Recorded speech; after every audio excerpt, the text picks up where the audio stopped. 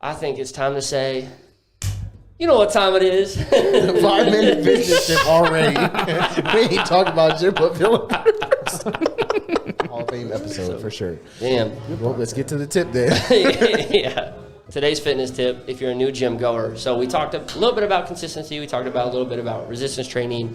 Another key thing that I think a lot of people are thinking about when they first get into the gym is nutrition. Yep. So a lot of people come in and they start with, I know what not to eat, like what should I eat?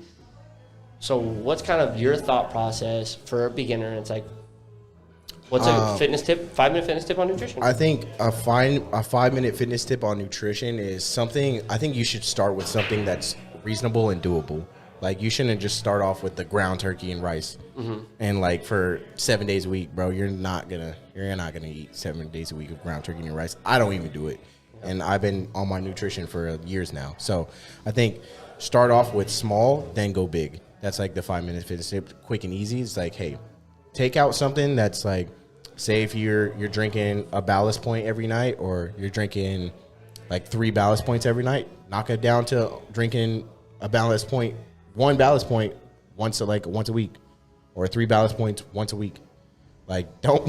So nutrition tip, drink beer. No, don't drink beer, but just cut out small things. It doesn't have to be giant things, because those small things incrementally lead over to like big things. So like if you're constantly eating bags of chips, or if you're constantly eating, like you constantly go to Starbucks and get that like 500 calorie drink like every day, cut that down. Mm-hmm. Like if you cut that down to like 1 day per week, like what you're saving, that's damn near 3,000 calories that you just cut out of your diet. Yep.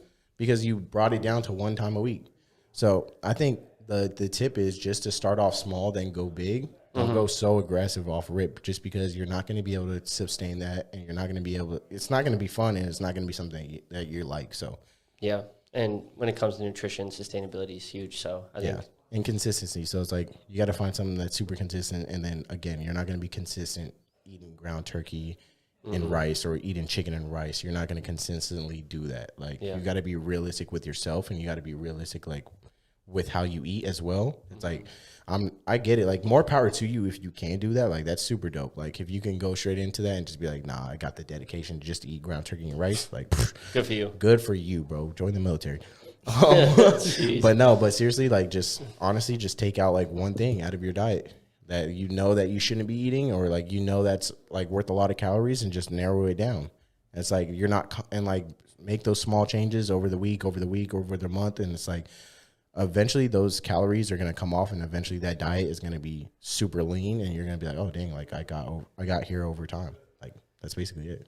I like that. And the reason I like that for people when it comes to nutrition, whether you're trying to gain weight or lose weight, it's energy in versus energy out. So your point, taking away the small things, doing something that you can sustain and keep consistent with, that's so impactful. Because like, if you're trying to lose weight, to burn 1 pound of fat, that's 3,500 calories that you would need to lose. So you need to burn that in a deficit that week.